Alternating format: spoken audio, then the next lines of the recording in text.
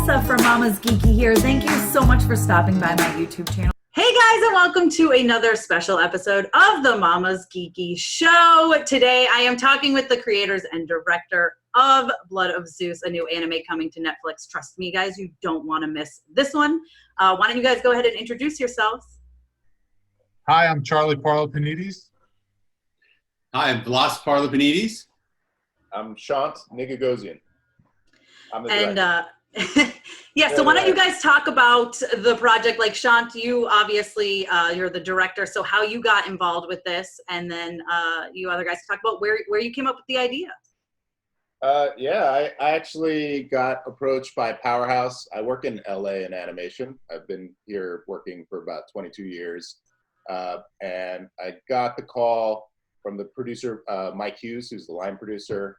We met up, and when I heard Greek mythology, and I heard it's being done by Powerhouse, the guys who did Castlevania, I was like, this is basically two of my lifelong dreams of doing an adult animated thing that looks cool, that isn't dumbed down, and then also Greek mythology, which I grew up with like heavily.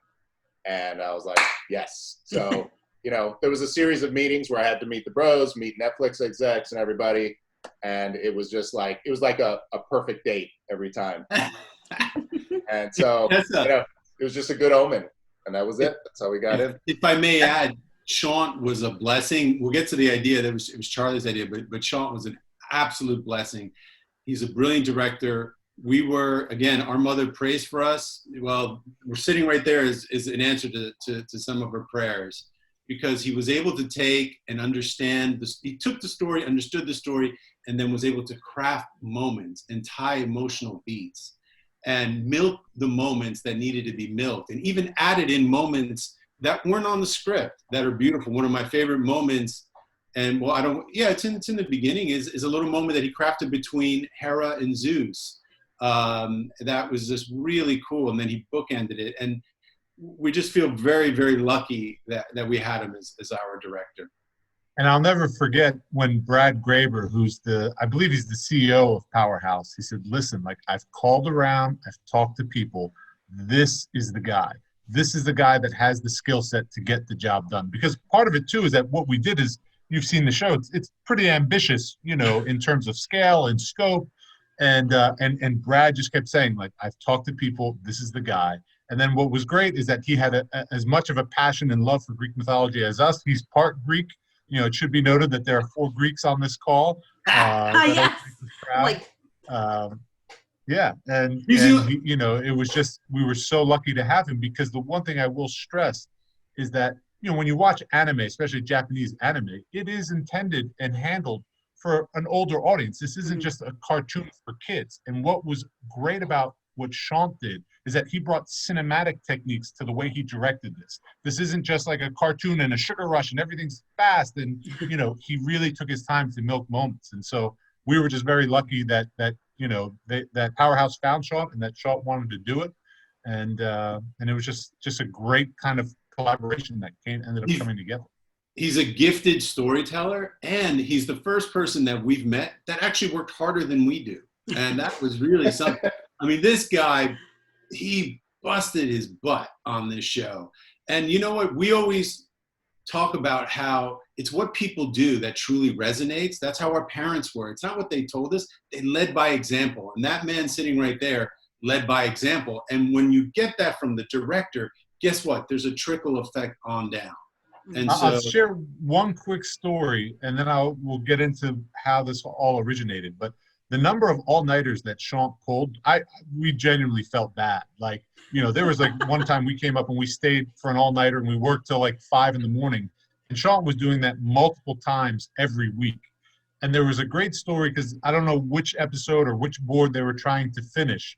And one of the younger board artists, Marvin, it was like 1 in the morning or 2. Yeah. It was 1 or 2 in the morning, and, they weren't finished yet, but he was just like, I'm gassed, like, I'm going to go. And he walked out. But as he was walking out of the Powerhouse office, he saw that Shaunt was still there working. And he said he basically made it to the elevator and said, you know what? Like, it's not right for me to go home while he's still here walking. and I was still here working. And so he came back in, sat down, and was like, how can I help? What else can I do? And like Vlas said, that all comes from, Shaunt and from his leadership and the example that he set. He wasn't just this boss that was like cracking the whip, yelling at people. He's in there in the trenches, and a lot of scenes that we love, we're like, Shaunt, did you board this? He's like, oh yeah, I did this one. Shaunt, I was sleeping that night. Sorry, buddy. By the way, when they did not know I was a quarter Greek, they were not this nice. That's true. They're like Armenian. We're cousins, but now I'm in the family. I'm the third brother now. He's the third brother. That's what I am. I'm a quarter Greek too. So look at us. There you go. I know no Greek at all, but Nor do I. Yeah, my great grandfather is Augustus Alexopoulos, and so Alexopoulos. That's my maiden name is Alexopoulos for real. Oh, is that right? Yes. And I know it means like Alex of the city or something, right? You might be cousins. That would be crazy. Oh, that's funny. Oh, that's like next level. This is crazy. Yeah, wow. Alexopoulos. Alexopoulos. Yeah. Wow. All right, but so my side changed it to Alexander. At some point, they were like, "Nah, this is too weird." Alexander. So my mom is Alexander, but my great grandfather was Alexopoulos. Anyway, that's great. The show. Yeah. And you know where this all came from? And one of the Charley's things Vlas and I always talk about, but there's always invisible steps to the path forward. And invisible steps, what we say is that's something that you might not see, but if it wasn't for those steps, you wouldn't have gotten where you are. Mm-hmm. And basically, there was an idea we had, and we pitched, and I still believe in this idea. We pitched our agent to do kind of like an American Horror, what's the name of the show? American Horror Story. To do an anthology show, but do it about Greek mythology. And the first season was going to be Daedalus and Icarus.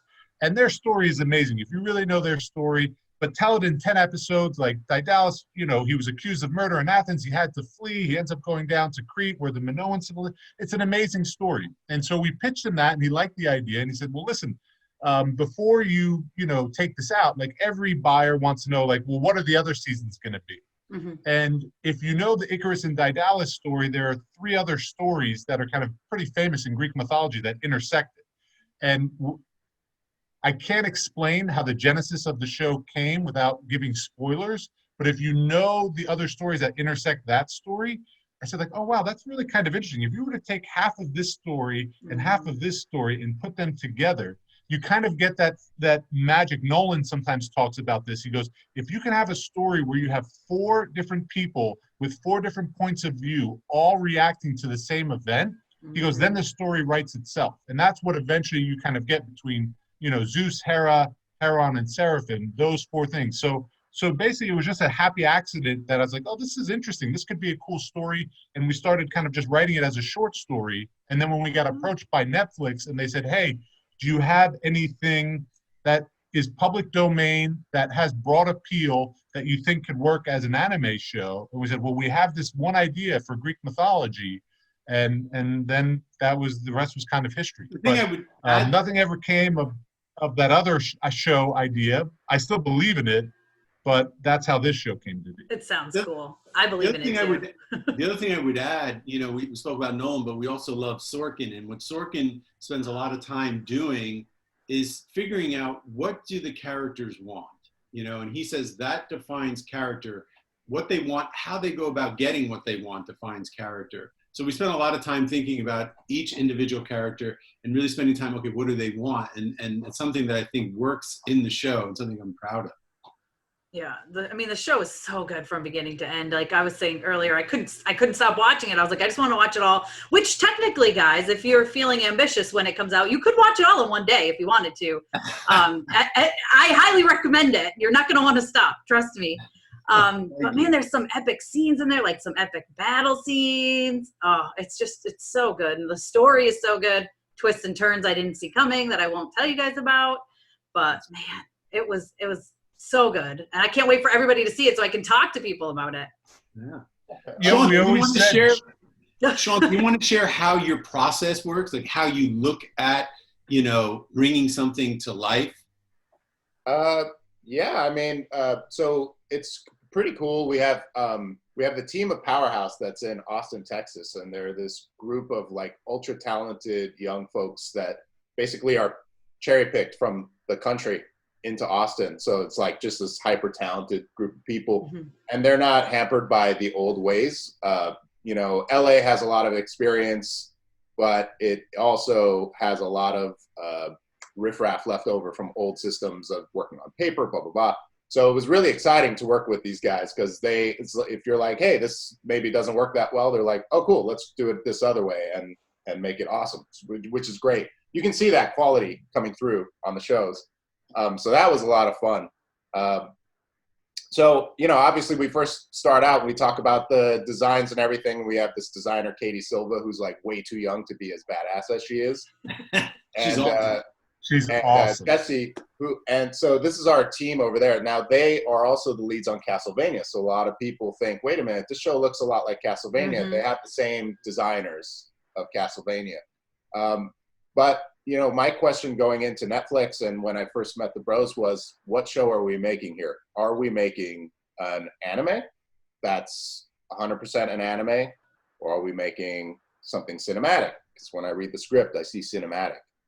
And they go, well, what's the difference? And I'm like, well, anime is you're going to have a lot of conversations with two people sliding, not moving for many episodes of just sort of getting through dialogue, but you're not going to feel it quite the same way. With anime, you know, we sort of have a suspension of disbelief.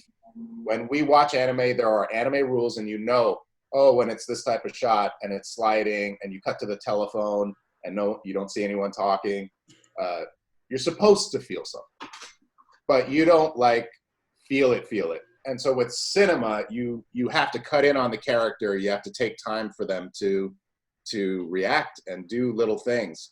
And that requires a lot more, honestly, money, time, animation. It's way more shots, but that's what they wanted. So weirdly enough, we kind of had an anime budget for less shots, but we had to really like stretch our dollar with every trick we ever knew. And in fact, our episodes are much, much longer than what we sort of originally paid for. Which is 22 minutes, and we are like bordering on 30 minutes per episode. And so the last one's even longer, isn't it? It's like 30 something. Yeah. Like 38 minutes. Quality is there. It's there in spades, and it's there because of that man sitting right there. And we're very proud of that. It feels like almost like a movie, and in many ways, and that was the approach going in. The voice acting is amazing. And so what's the process like with casting something like this? We were very lucky, you know, to get the cast that we did. We got an amazing cast, and Meredith really was the casting director. She did an incredible job, and she's so tapped into that world. And a lot of the people that she brought in are people that she knows and has a rapport with, because even smaller parts are amazing, like, you know, and she just did an incredible job. And even she's the one, I don't know, Shaunt, you know, if you want to describe the process, because like when we record, we'd never been involved in anything like that. Coming from live action, this was a whole new process. Like you know, you do ADR, but it's always about on set, but it's just amazing how different this is when it comes to animation and the way that they would be directed and how Meredith would direct them and how you go through, you know, selecting takes. But I will say, like, some of the members of our cast are the most talented people we've ever worked with. And to see them work, that's the one thing that's been a great joy. We've always just been consumers of animation and anime, but to see, like, I hope every writer out there in the world gets to sit with someone like Shaunt, because we would go through the script and we'd be talking like, well, well, how about this? And he would go up to the whiteboard and just start drawing. And within 2 minutes, have something that was so cool. You're just like, oh my God, you see it coming to life. And the same thing happened with these actors. And the way that they would direct them, like, you would never direct an actor in live action that way, where she would, like, Meredith would use words that wouldn't even, like, she would just be like, I can't even think right now, but she would say, like, you know, cooler. And you would just say like that. And then the actors right away, it was amazing to watch. It was like a clinic, how they could just change their delivery like off of a one note. She's a savant.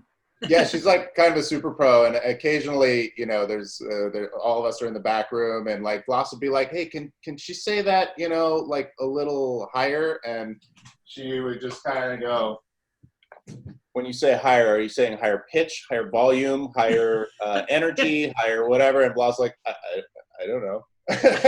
Higher. There's a lot of animation terminology stuff, and so Meredith Lane is she also casts Castlevania, and I worked with her at Nickelodeon. She sat right across from me like 15 years ago, and she's just like a super pro, one of the best. So she does the casting, and she also does the voice directing. And so the process was she just kind of went through her line of actors that she knows, and she basically gave us, we give a piece of script we call sides, we hand them out, they do a bunch of auditions, and we listen to all of them together in a room. And she basically told us right away, she's like, you're going to want Derek and you're going to want Elias. And we were like, we'll see. And we listened to 30 of each, and we're like, yeah, I guess it's these two. Yeah. You know what's interesting about it too, Tess, is that how things are communicated, the verbiage is different, but the mandate, what Charley and I had always said, and Sean embraced this fully, and I'm so thankful that he did, was make it as truthful as you can make it. We always gravitate towards emotional truth. That just stems from being feature guys, and the films that we love and that resonate and stand the test of time always have that emotional truth, be it The Godfather, be it, Scorsese's film. So we try to bring that emotional truth to the show. So that was the mandate. But then as Sean said, how that was communicated, there's very specific ways that Sean did it, that Meredith did it, but that was always the mandate, to bring as much emotional truth as we could to all the performances, and the actors just delivered beautifully. Jason O'Mara, Claudia. That's so great. Yeah, Derek Phillips. Do any of them record together at all, or none of them did? Some A few did. I was going to say, yeah. Because it feels like you need that with this show. I can't imagine how they can't be playing off each other. So the way it's scheduled is that there are some actors who just had availability issues. So sometimes we had them in the room, but you kind of overlap it. Meredith is also amazing at planning this. So she would have, let's say, Zeus come in, and Zeus has some scenes with Heron. So he would have Zeus come in, he would have Heron come in just before Zeus, so to overlap a little bit and then do their own dialogue. And then he would have Hera come in with Zeus, overlap over here. And so we did, I think, a 2-week or 3-week really intensive everyday record that was like a little tough to sit for that long, but I guess we all do it now every day. Apollo, Ares, and Hermes. And they were like three. Hermes. They were having a lot of fun. I wish we had video of that because they were funny dudes. They were great. Yeah. And one cool thing about the dialogue worth mentioning is that we had a lot of happy accidents all the way through our show. Really? Oh, tons. Tons of just like, well, we don't have money for this. What do we do? And then we came up with something even cooler. So Elias Tuflexis, who's our Seraphim, he's our villain. He sort of has some kind of weird natural double voice thing. If you listen to him talk, he's not just gravelly. He's got 2 gravelly voices that just work together. And I think it might be his vocal cords touch each other inside, maybe. I've heard that before. So we liked his voice so much. We were like, hey, can we like make it like the demons sort of have that? So we ended up recording all the demon guys doing 2 voices. So they would say a line like, hey, you get out of here. And then they'd go, hey, you get out of here. And we would dub them over each other so that the human side and the demon side were both represented. That's so cool. Yeah, and so that worked out. And then when we listened back to Seraphim's voice, we were like, well, now those guys sound so cool because we picked up demon voice. What are we going to do? And then we came up with a thing where we took Elias's voice and we occasionally just like added a little bit of something on his voice. We would like pitch it and put a little effect on it. So he sounds like this normally, but then he would sound like this. You know, you could see him fluctuating from demon to human. So is there going to be more then? Because, I mean, we leave off on a bit of a cliffhanger, and I'm like, I need to know more.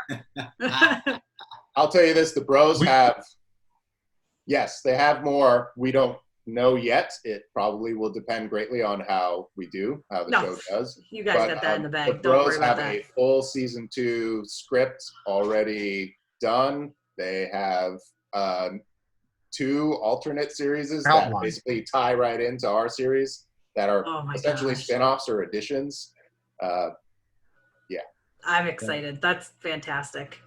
Yeah. And you know, the one thing, since we were talking about voices, though, and one of the great joys of when you do something like this is you have to build the whole world out. And I forget who suggested, it might have been John Derderian, that all the gods speak with a British accent because they're more highbrow, and all the mortals speak with an American accent. And so, you know, and part of that I think is because we all grew up hearing Laurence Olivier and, you know, Clash of the Titans. And so, but just like you get to create all of these rules, like Sean said, and you build the world out, and all of those little choices help create something that you hope, you know, really make people feel that they're getting immersed in this world. And so, and like Sean said, we've worked out, we love what season 2 would be, but whether we get to do that all depends on how many people watch the first 30 watch days. So everybody, just watch it, month. binge it, then watch it again. I'll watch it again while it's actually on there. I don't know if my viewing counts, so I'll just watch it again to make sure it counts. Our dream would be to do a Marvel universe where we have, you know, in the Greek mythology world, so you have different characters playing in different worlds. We have a very cool idea for Medusa that would, you know. Oh, yes, into I this. love And, Medusa. so we'll see. As Charlie said, it comes down to that first month, so please watch. Yes, everybody watch. And you know what might be fun? Maybe I've had a couple of my subscribers email me and say, well, do you think they'd come on and do like a live spoiler chat like a week or so after it comes out? I said, I don't know, maybe we can maybe work that out. That might be fun. Then they can give us all their questions after they've seen it. We'd love That to. would be a blast. Awesome. Well, we'll have to plan for that. So everybody watch Blood of Zeus. It's October 27th it comes out, right? On Netflix. Yeah. October 27th on Netflix. And you're going to want to binge it the first day, so just make no plans for that day, and you'll be set. Thank you guys so much for talking with me today.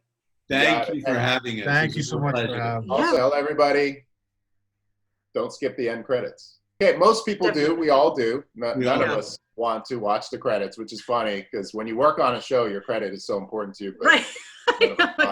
You What want was to your watch in it. this case, we really wanted to appreciate everybody who worked on it and show some of their work and just share some of the process. So yeah, there's some cool stuff there. And I saw Jennifer Hale on there, right? Wasn't her? Oh, I love her. Jennifer great. Hale is like a utility amazing person who can just like knock out 10 voices without, you know. She's incredible. I have a really funny picture from, it was Ralph Breaks the Internet world premiere. I was taking a picture with Alan Tudyk and she photobombed me. And I was like, this is the best. And she's making this weird face. And I'm like, this is my favorite photo ever. Like, this is the best. It's me and Alan Tudyk with Jennifer Hale photobombing the background with a goofy face. It's fantastic. So. Awesome.